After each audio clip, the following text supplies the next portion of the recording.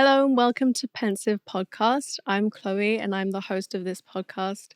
I'm the owner of Pensive Studio, and I run workshops and I create online courses and deliver one-to-one consultations all around mindfulness, productivity and relaxation, and creativity, something that's very, very important to me. And I also make planners, handbound, which you can see in front of me if you are a viewer. So if you're interested in that, please visit Pensive Studio or wait till the end of the podcast to hear more about that. So this is the first episode. I'm very, very nervous. I've never done anything like this before, and it's very weird to talk to myself kind of, but I'm going to do my best. I thought creating this podcast would just help me to express some, I don't know, internal feelings, observations, just things I've been thinking about. And I hope that by doing it, other people will feel more comfortable in their creative journey, sharing their ideas and their musings and the odd little thoughts that pop into their brain. And I really just want this to kind of be a celebration of creatives, especially. I hope that in the future, inviting creatives to be guests and talking about their creative journey, how they got to where they are, be it in a mindful way, a productive way, whatever way they got there, it's going to hopefully inspire other people and their creative journey. It can kind of cascade into something bigger and lovelier, I suppose. What I really want to emphasize as well is the fact that I approach everything in kind of a slow way and a mindful kind of way, an intentional kind of way, just to do with everything. Maybe, I don't know if it's annoying for some people that I'm just always preaching about mindfulness, but I think it's really important.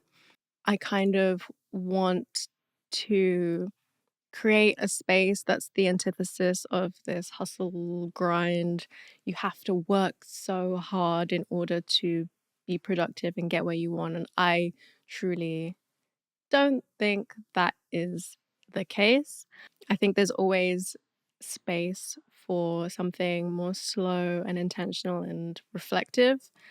And that can be true of anything, especially in the current climate where we value productivity so much and try and be as efficient as possible in everything that we do and try and be as productive as possible in everything that we do.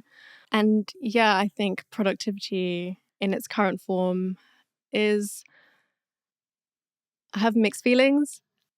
It has quite like a strong, intense mood. It has quite a fierce rap, I guess. And it's all about pushing, pushing, pushing. And I kind of want to reframe productivity, especially in my underpinnings of everything I do is for creatives people and for creative sake.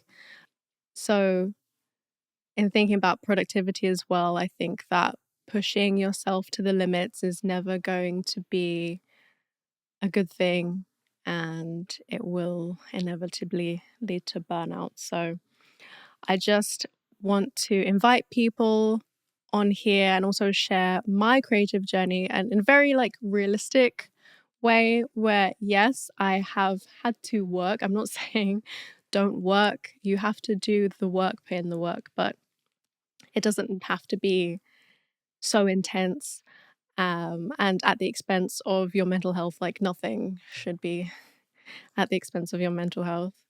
So I hope, yeah, I'm really, I don't know, I get scared a bit sometimes about like people's attitudes towards productivity. I'm like, that's a bit much, guys. We need to rein it in.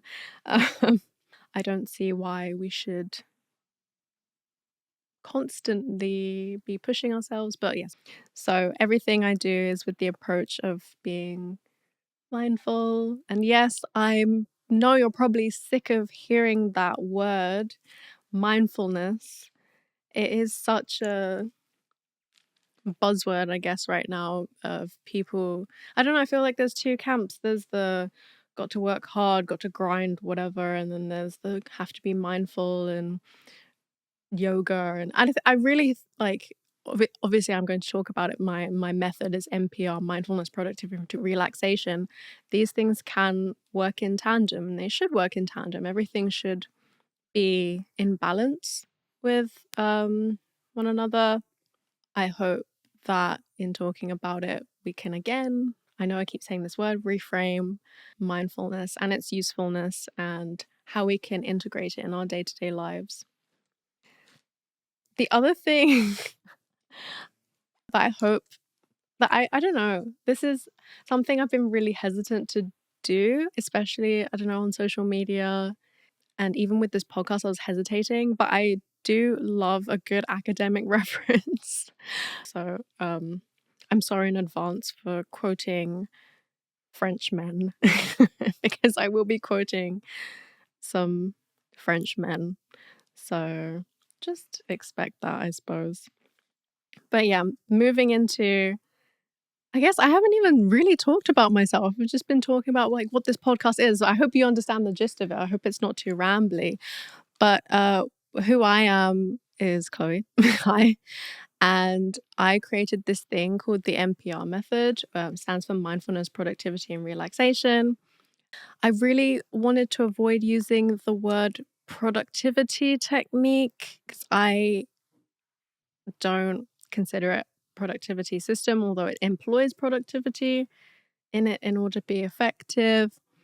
But I think it's just in the back of my mind, if we talk about productivity too much, it's going to be the sole focus of what we want to do, what we want to achieve, blah, blah, blah. It's so yeah, I call it a creative mind management technique because I feel like creatives are very chaotic. I know I am. I know a lot of people out there are. So we need something to just calm us down, get our heads sorted in a way is that works with our brain and not against our brain.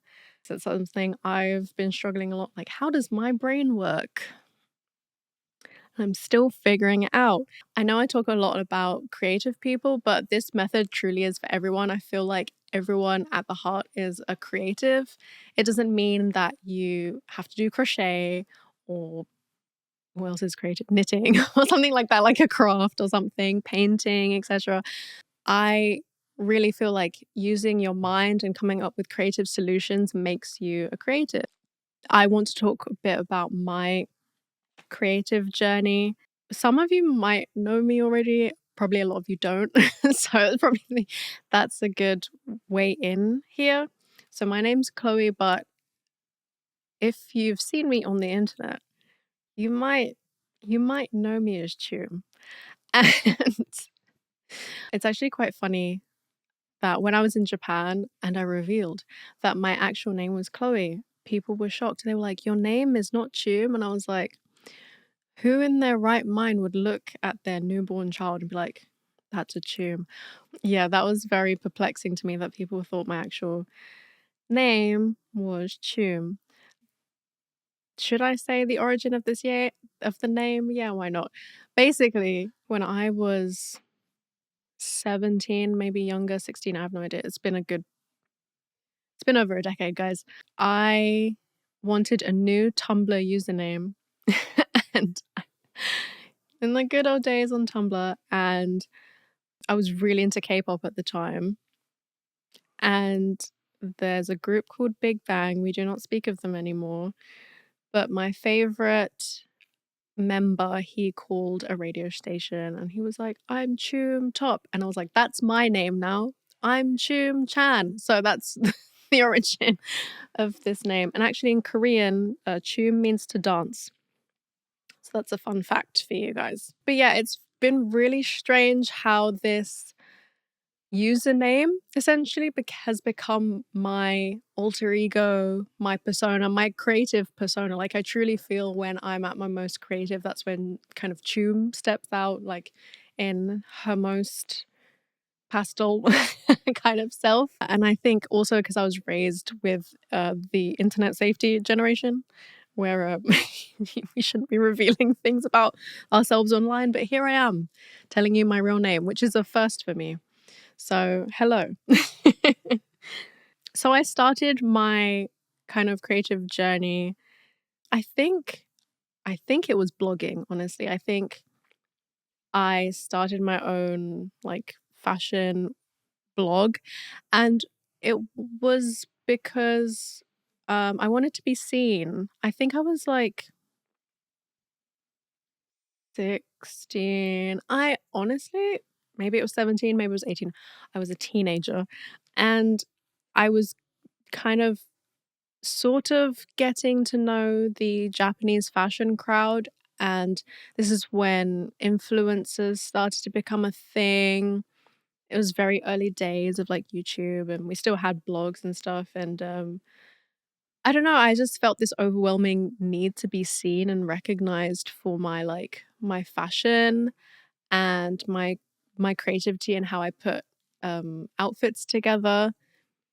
And so I started a blog, and I think also thinking now, like kind of what it led to, because it was a blog and it wasn't just Instagram, I had to, intersperse text in between these pictures. And so I was kind of learning on how to expand on, I don't know, how to be articulate in a sense about fashion, just learning how to talk about things in a more expansive and interesting way. And later I'll talk about my magazine, but it's just kind of thinking about it now, like how things naturally progress, which is very strange to me. But also kind of going from this blog that I was running on my own and then meeting people in the Japanese fashion community in London and seeing how they put their outfits together and getting inspiration from them. It was a very exciting time. There was a lot of meetups and everyone kind of knew each other. And at the beginning of Instagram as well, there felt just like a sense of community that we're lacking now. But I think that is just has been so integral to my creative journey and where I started and where I am now, because I understand the value of everyone just coming together and having a shared sense of belonging and understanding. Not just to do with our aesthetics and how we look, it's just, I feel like there's a sense of togetherness, especially when you're that young as well, when we're all like teenagers, and the sense of cohesion and just appreciation for what we enjoyed, our interests. And I feel like I, with them, I actually felt like I was seen because they did understand me and we all kind of saw each other in a very avatar kind of way, like, I see you. So I realized like I'm making a lot of assumptions actually about people knowing what I used to look like. So I need to explain the Japanese fashion community now. Yeah, and at the time, it's obviously it takes all its inspiration from Japan and the primarily the subcultures of the 90s and the 2000s, like this very loud, often pastel, often pink kind of Harajuku subculture, and I was entrenched. I loved it. I was obsessed. I only wore platforms. I only wore the brightest, loudest, gaudiest anything. You would look at me now and you'd say, "Hey, you're the same now." No, it was different back then. I had gems on my face. I had blush up in my eyeballs. It was a whole thing. I had hair. Guys, I had long blonde braids, sometimes pink and sometimes blue, and sometimes pink and blue. And it was a whole thing. And I loved it. And I look back on that time so fondly. And I know a lot of people look back on their creative journey or when they were a teen dressing up and they're like, that is so cringe. It's not cringe, guys. It's not a phase. It's who you were. And it's who you still are probably inside that you're too afraid to express. Don't shy away from it. I swear, like, teenage you will be forever you. Just don't hide from it. I see all you elder emos and I respect you guys. Anyway, moving on. There's two layers to this kind of teenage pastel dome. There's the aesthetics of it. There's like the looking cool, the looking pretty, but also when you talk particularly about Japanese street fashion, there's always the underlying sense of rebellion against the mainstream. And I've always been in kind of two minds about this. I never thought I was rebelling against anything. I thought that's just, and I still think that it's just what I look like and what I like to dress as. It's not me I don't know. This is the thing. I say it's not rebelling, but how I act is very rebellious. I have learned about myself that I'm quite stubborn and I do things my own way always. And probably that is what is being expressed through my sense of style, is this inner need to not follow what anyone has told me, even if it's probably for my own good. I think that kind of summarizes my kind of beginnings of my creative journey. And it's all kind of leads back to fashion. And so where we go from there is the COMM magazine, which I created at the end of my university years. So I graduated in 2017 from uni. So yeah, the COMM launched April 2018. And it was created from a sense of injustice. As a Libra, yes, I am one of those people. I'm sorry, but not sorry. As a Libra, I have a very strong sense of justice. And while I was at uni, I did my BA in Japanese and we had a year abroad. And while I was on the year abroad, I worked in Harajuku, in Tokyo, which is like the epicenter of all things cute and kawaii and fashion. And I worked at 6% Doki Doki, 6% Doki Doki, as a shop staff. And it was like the biggest honor of my life. It was like such a moment because I don't know, like, I don't know how to explain this without it sounding odd. But in Japan, I'm not sure about so much now, but definitely back then there's this thing called charisma tenin, which basically means like a charismatic shop staff. So people would come to the shop to meet the shop staff. It's not like going to H&M and saying like, I like that person, you know? It's like, I go to this shop to see the shop staff because I'm like inspired by them and their fashion. And so to have that position, it means you are a fashion influencer and you represent this brand. And so to be chosen as shop staff for this brand, especially because it's one of the most iconic Harajuku brands in Tokyo, like it's so renowned. It was just, 20-something-year-old me was like, oh my God, I've been selected. I'm finally seen, So that was major. And then I remember there were, I think it was ID. Oh, I don't know. There were like several magazine articles at the time coming out about this new thing called genderless fashion. And they included someone who also worked at 6%. And he was my friend. And I was like, oh, they're talking about you and saying you're like a figurehead for genderless fashion. Like, how do you feel?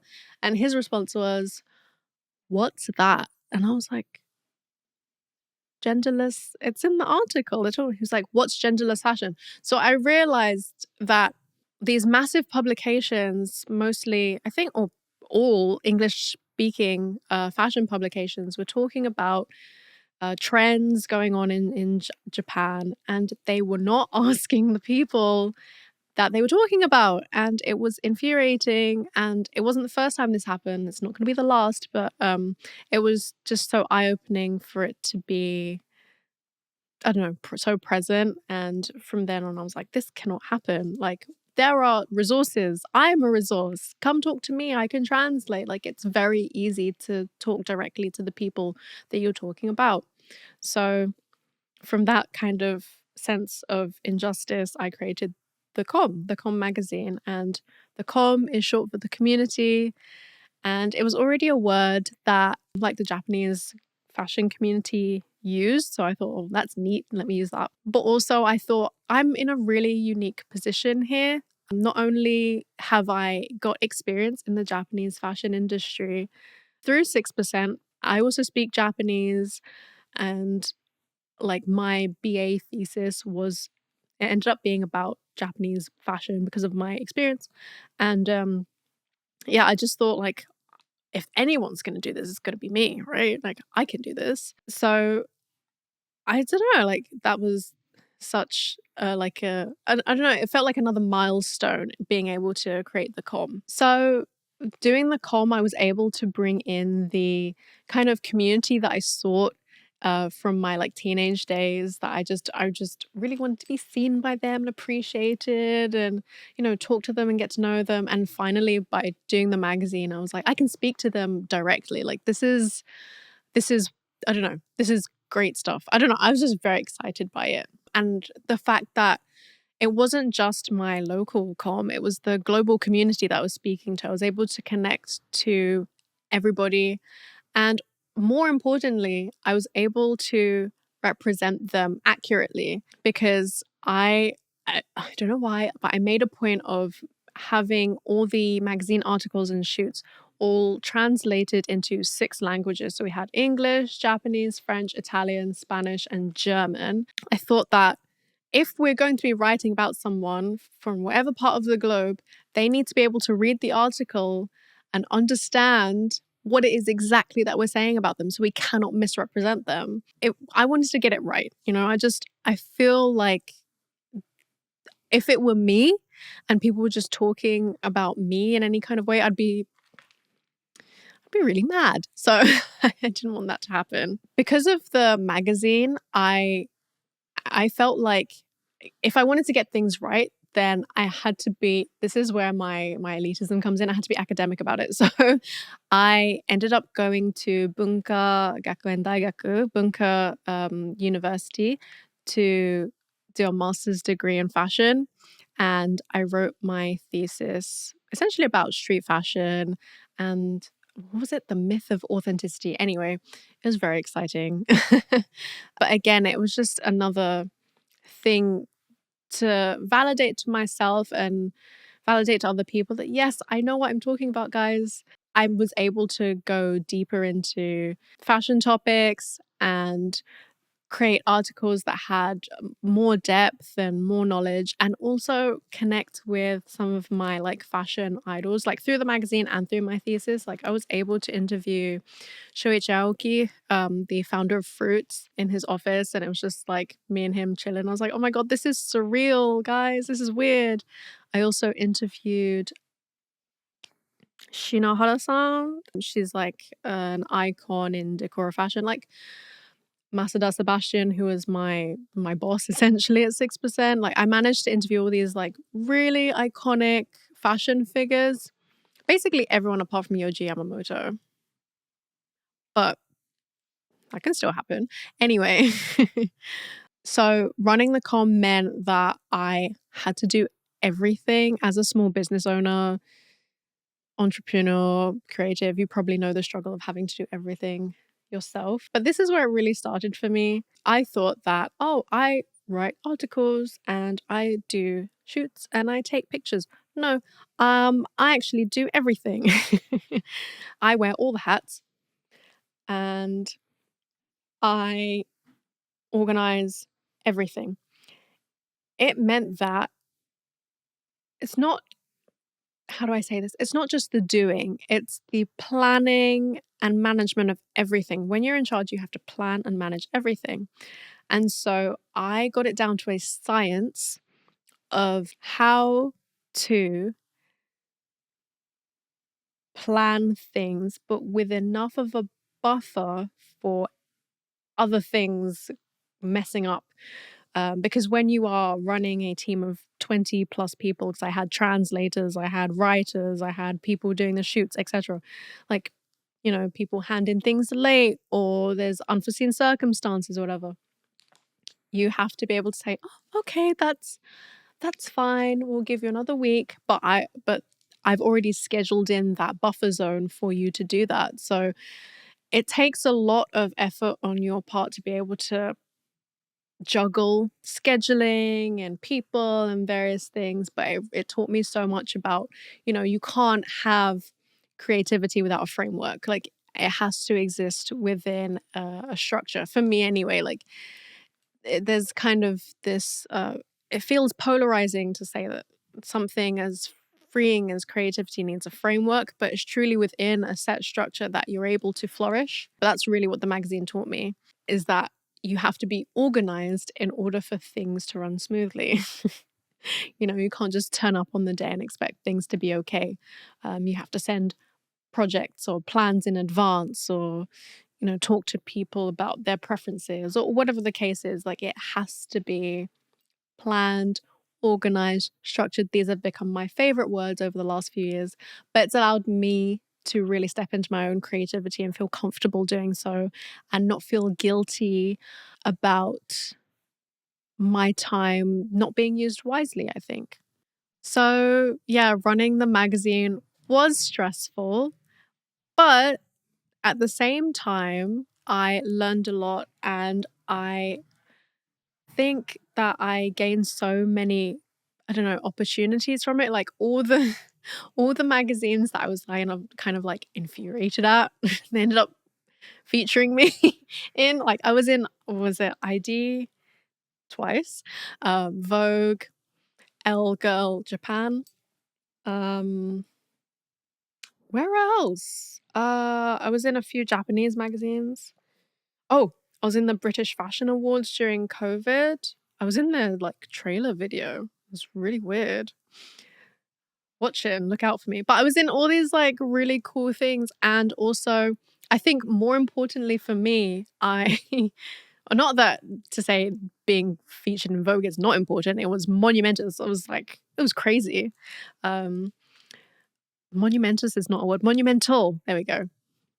I also did speaking at universities. I did two. Where was it? One at Sophia and one for another university that I cannot remember. Sorry to that university. But I did two speaking things, talking. Oh no, sorry. I did three. Sorry. I did three. I think I forgot one of them because it was in Japanese. It was at Chuo University and it was in Japanese. And I got asked questions in Japanese, and that was quite nerve-wracking to be able to convey what I needed to say in Japanese, but I think it went well.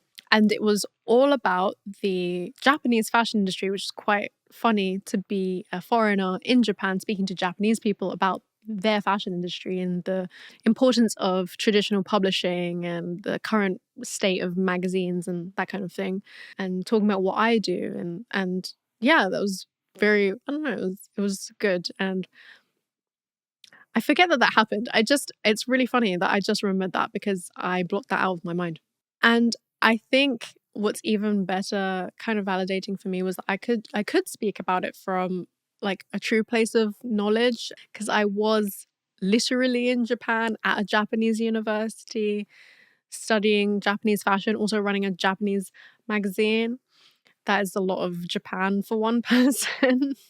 I did feel quite the authority on the subject, I think. So yeah, that was exciting. I mean, amongst other things, like we did fashion shows, pop-ups, all kinds of things. Like, now I think about it, I really lived a life out there. I really did stuff in those 5 years. Now when I think about Japan, I honestly, people like remind me that I lived there because it feels like a fever dream occasionally. And I actually just sometimes I completely just forget that that happened, but it did. And I'm here to talk about it, and I am talking about it. So, yeah, I did. I learned a lot from that, creatively in my organization and dealing with like tight budgets, deadlines, all those kind of things. And just the inflexibility of people as well. Japanese culture in particular is quite like linear, like we've done it this way before, therefore we will do it this way again. And the way I work is I will never do what has been done before. I will always do it in my own way. So thank you and goodbye. Learning, always learning, the year of realizing. While I'm smiling and laughing about it now, I did go through a lot of, I think, rough patches. how deep do I go into this? No, this is a podcast, not therapy. Anyway, so just leave it at that. There were rough patches, you know. I mean, living in another country and honestly, having just like your friends to support you who are also going through things, like it is tough. Like it is very, very difficult. You know, like there were times when I was working, you know, my day job was an English teacher, and I would go to the local internet cafe and I would ask for the room that had just flat like beds, because you can have ones with the chair where you just lie back and you have a nap. But there was ones with just like a whole bed. The whole room was a bed, and I would have a nap. I'd wake up. I'd write articles for the COMM, and I'd go back to sleep. You know, on my break as an English teacher, and so I experienced heavy, heavy, heavy burnout. And I realized even with all my scheduling, everything, something fundamental was just wrong with the way that I was working. No, sometimes no amount of planning can mitigate that sort of feeling, I think. And this was like just a continuous cycle that I went through. Just while I was doing the magazine, I went through several jobs and simultaneously realizing that my brain just doesn't work with being in an office or just working. It doesn't work. It doesn't work for me. There was just like a lot of balance that needed to be had. And I I think the biggest learning happened for me when I was on like a Christmas holiday, and I took advantage of Japan's very weird, I can't remember what it was called, like Go Japan or something, go travel, go to travel campaign. But they had a campaign to like restart tourism essentially within the country. And I took advantage and I went to Kansai, which is like Osaka, Kyoto. So I was living in Tokyo and I went for I think 8 days on my own. I don't know what I was thinking. I'm an introvert. I don't talk to people. I don't go out. Like I don't know. I don't know why I did that. But I felt like I really needed to break this never-ending burnout cycle that I was in. And so I went to Kansai. I just remember being by Lake Biwa in Nandake. Where is it? Where is Lake Biwa? It will come to me. Not Kobe. Anyway, it doesn't matter. I was by this massive lake and something in me just clicked, and I thought, I can't do this anymore. I can't be in this cycle of burnout. I am not expressing my creativity in the way that I want to, because I'm just doing it for a deadline. I'm doing it just to get to the next issue. I'm doing it just to get a little bit ahead, you know, and it wasn't fulfilling, it wasn't satisfying, and it wasn't right. And I just remember sitting there and just like looking at this melon soda, which is like, if you haven't seen a melon soda, it's essentially a green drink. It tastes like melon, but it's green. And just seeing the bubbles like rise in this melon soda and thinking, oh, okay, I don't feel good anymore. I need to change things. And I decided then and there, like, no, there's no point in feeling this way. So I changed absolutely everything. I changed my mindset. I changed how I worked. I changed where I worked. I went back to that job and I said, I can't do this anymore. I don't like it here. I'm leaving. So I left that job. And I don't know how, but I managed to figure out my day work schedule in a way that I could have days off during the week. And if you live in Japan, visa requirements, that's actually quite difficult to do. I don't know how I managed to do it, but I managed to land like jobs here and there that supported me, and that I could finally just like start taking some breaths in between all of the chaos of running the magazine and all of the chaos of living on your own as, you know, like a wacky 20-something-year-old. And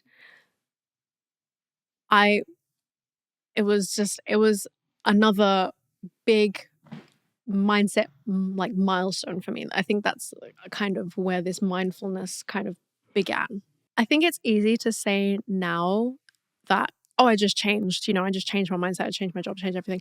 But there was so much, I don't know, that went into this change. Like it didn't happen, like my thinking just went in one moment. But in order to actually like create this change and act upon it, it took so much to do, because you're so used to this inevitable burnout cycle that you just get trapped in, and accepting what is given to you and the circumstances that you're in. It took a lot to actually set that boundary of saying, no, this is not going to work for me. I don't want this anymore. And I really like, for the first time, I had to stick my neck out a lot and say, no, actually, I, it's not happening. I had to say no, like just saying no and understanding that no is a full sentence. And from that, I started to gain like confidence in myself, and appreciating what my limits were and what I could and couldn't do. But it really took a very low point for me to bounce back and say that I had to change essentially everything, because I just didn't feel right. I didn't feel fulfilled. And like, I've always been a creative person. And the fact that my creativity was being used as kind of like, I don't know, I was being put through the ringer constantly for the magazine, just having to stretch myself so thin just to get to a deadline that I'd put upon myself, which is crazy. Like I'd set the deadline, I can push it, but no, I decided instead to absolutely wear myself out. So it wasn't okay. It wasn't going well. So from then I started running mindfulness sessions with my friends, and they would just come to see me, sit on my like pink sofa, and we would just have a talk, just one on one. And it wasn't therapy, obviously, because I'm not a therapist. So it was mindfulness, and I would just use what I'd learned, which was just like I did like a brief little course about mindfulness during COVID, and that changed a lot for me. And also, I really took what I had been learning through journaling for the past, I don't know, when did I start journaling? Probably as soon as I arrived in Japan in 2018. And I'd created, as part of this planning systems, like systems for myself, like very pen to paper, very practical systems, layouts, making sure to journal all my thoughts to get it all out, making sure to write everything down. And every project I had it like a set layout, and like absolutely everything, any way I could think of to plan or express or anything. It was all in my journal. So while we were doing these mindfulness sessions, I would, I had all my journals collected, like 7, 10 of them, whatever, on the floor in front of me. And they all had tabs, like color coded tabs. And as this person would be talking to me about what their issue was, or what was their frustration or annoyance or something, I would be searching through the journals to see if I could find like a corresponding practice or layout or activity or exercise that they could do in order to help. Usually what would happen is we would do the exercise together, and then they would take away something that they had learned from that. So for example, like one of my friends, she felt like she had no time between her job, and she wanted to lean into her fashion design. So all we did was create a weekly schedule of what her week looked like, and kind of the non-negotiable points like her work, and see where she actually had time. And just by simply looking, like the visuals of this week, she thought like, oh, I can do this here, I can do this. And she found time for herself and time for her creativity. And just that small exercise, it kind of shifted something. And that doing these mindfulness sessions, and eventually like some events I did with a friend who also taught yoga, being able to help people with their like inner self and their creativity and their journey.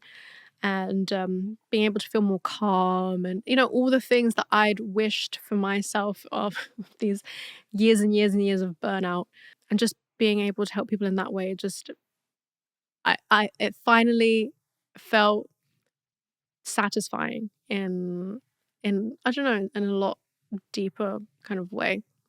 So all this is to say, this is how the fashion kind of led me to appreciate community and coming together, and the burnout kind of led to mindfulness, and just being in Japan in general. Like, they have amazing stationery shops, so being able to see all these like planners and notebooks and stationery and stickers, and wow, and just all of that came together into what pensive kind of is. It's this culmination of this long journey that I've been on, where I just realized what does and doesn't work for me personally, and how I can contribute and help and support others in what they do in a way that will not push them to their absolute limit because, like I said, there's no need to be pushed in that way.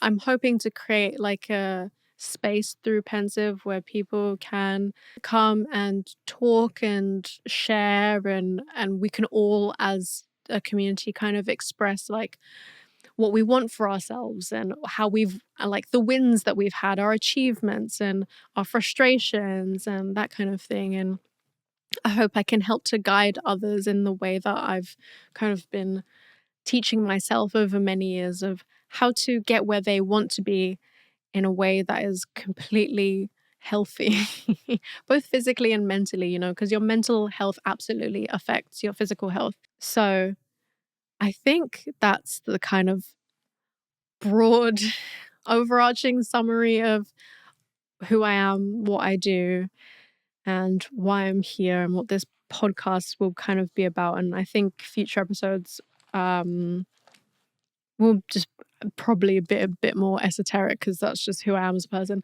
But we'll always have these underpinnings of creativity, mindfulness, productivity, relaxation, obviously, but just being able to express yourself and your thoughts and observances. That's not a word. I don't know.